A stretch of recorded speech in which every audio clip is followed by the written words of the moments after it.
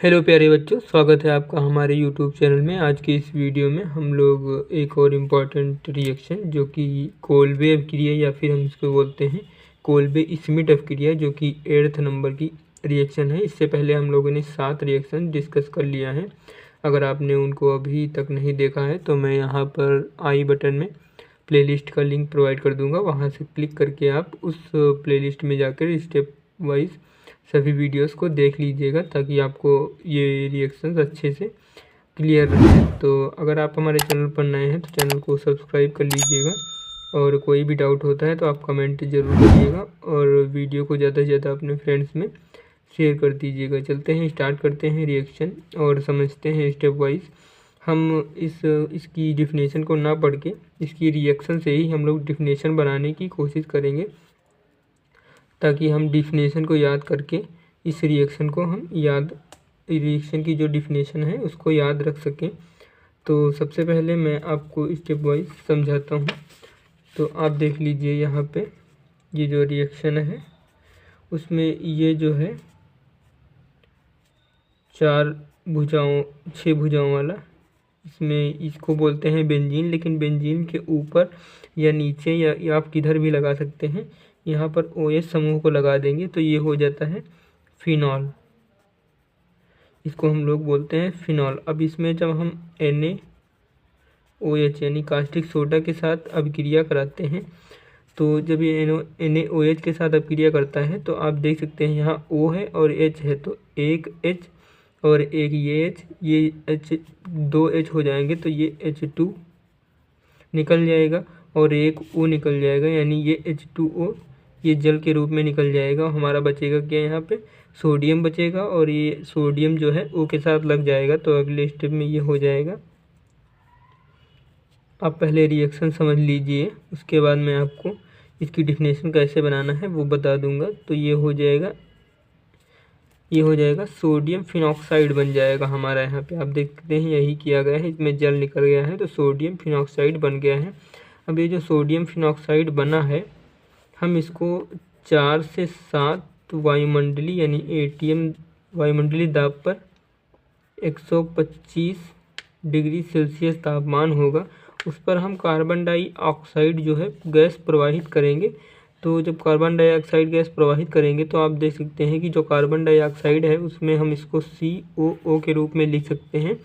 तो ये कुछ इस तरह हो जाएगा। तो यहाँ पे हमारा एक हाइड्रोजन जो है, यहाँ पे 2 हाइड्रोजन होंगे जो कि इस प्रकार होंगे, एक H और एक इस प्रकार H होगा। तो यहाँ पे एक हाइड्रोजन जो है वो इस तरफ इस प्रकार हो जाएंगे। तो फिर यहाँ पे हमारा हो जाएगा, जब इसको प्रवाहित करेंगे तो COO जो है वो यहाँ पे Na एक हाइड्रोजन ऊपर प्रतिस्थापित हो जाएगा, ये यहाँ पे प्रतिस्थापित होगा और ये यहाँ पे इसका यहाँ पे चला जाएगा। तो ये Na यहाँ से हट के कुछ इस प्रकार से अगले स्टेप में आ जाएगा। आप देख सकते हैं यहाँ पर हो जाएगा, जब हाइड्रोजन यहाँ पहुँचेगा तो ये हो जाएगा OH, और जो COO है ये यहाँ पे बचा एक हाइड्रोजन, तो एक बॉन्डिंग यहाँ पे COO, और फिर Na जो है यहाँ का, ये यहाँ पर प्रतिस्थापित हो जाएगा तो ये हो जाएगा Na। तो ये हमारा बन जाएगा माध्यमिक यौगिक। इसका रासायनिक नाम क्या होगा, सोडियम सैलिसिलेट हो जाएगा। इसका रासायनिक नाम सोडियम सैलिसिलेट हो जाएगा। फिर जो सोडियम सैलिसिलेट है, इसको जब हाइड्रोजन के साथ अम्लीय करेंगे तो अगले स्टेप में रिएक्शन हो जाएगी। ये हो गया हमारा सोडियम सैलिसिलेट हो गया। इसको जब हम हाइड्रोजन क्लोराइड HCl के साथ अम्लीय करेंगे तो ये जो Cl और Na है वो निकल जाएगा, NaCl सोडियम क्लोराइड के रूप में निकल जाएगा, और जो H है वो यहाँ पे लग जाएगा। तो ये बन जाएगा,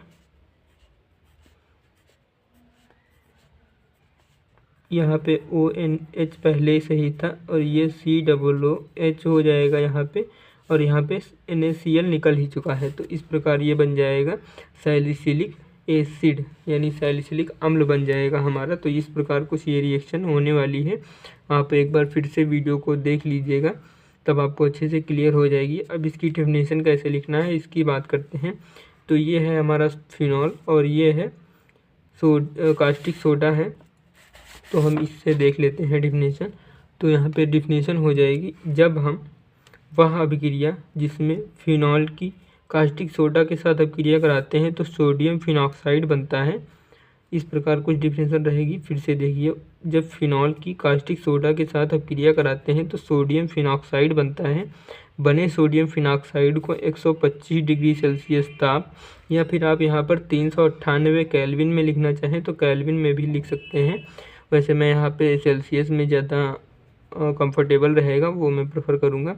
तो 125 डिग्री सेल्सियस ताप तथा 4 से 7 वायुमंडलीय दाब पर कार्बन डाइऑक्साइड जब गैस प्रवाहित करते हैं तो माध्यमिक यौगिक बनता है। माध्यमिक यौगिक क्या है? अगर आप माध्यमिक यौगिक बनता है ये लिखें तब भी सही है, या फिर आप लिखें कि सोडियम सैलिसिलेट बनता है, ये भी सही रहेगा।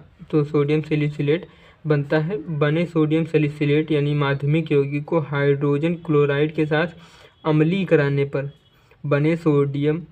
बने हाइड्रोजन क्लोराइड को, बने माध्यमिक यौगिक को या फिर सोडियम सैलिसिलेट को हाइड्रोजन क्लोराइड के साथ अम्लीय कराने पर सैलिसिलिक अम्ल या फिर सैलिसिलिक एसिड बनता है। यह अभिक्रिया कोल्बे या फिर कोल्बे स्मिट अभिक्रिया कहलाती है। तो डेफिनेशन देखते हैं हम लोग। यहाँ पे लिखा हुआ है, वह अभिक्रिया जिसमें फिनॉल की कास्टिक सोडा, तो ये फिनॉल हो गया और ये हो गया NaOH कास्टिक सोडा के साथ अभिक्रिया कराते हैं। तो हमने इसकी अभिक्रिया कराई तो सोडियम फिनॉक्साइड बनता है। यहाँ से ये H2O के रूप में निकल जाएगा, एक HA तो हो जाएगा H2 और O यहाँ पे निकल जाएगा तो H2O जल के रूप में निकल जाएगा और Na जो है वो यहाँ पे ऐड हो जाएगा। तो सोडियम फिनॉक्साइड बनता है। बने सोडियम फिनॉक्साइड को 125 डिग्री सेल्सियस ताप या फिर 398 केल्विन ताप पर हम लोग अभिक्रिया कराते हैं। तो 125 डिग्री सेल्सियस आप लिखिएगा, ज़्यादा ठीक रहेगा।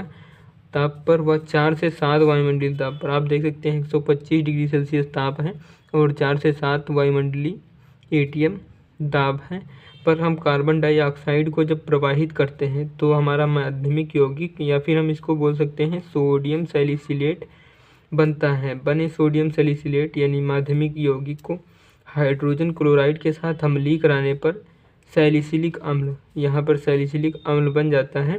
यह अभिक्रिया कोल्बे या कोल्बे स्मिट अभिक्रिया कहलाती है। तो बहुत ही सिंपल इसकी ट्रिक है, आप इस रिएक्शन से याद रखेंगे तो आपको ये डेफिनेशन भी याद रहेगी, वरना आप इसको रटते रहेंगे और फिर आप इसकी जो मैकेनिज़्म है इस रिएक्शन की वो आप भूल सकते हैं। तो इस रिएक्शन को आप रट लीजिएगा, इससे आप इस डेफिनेशन को बना सकते हैं।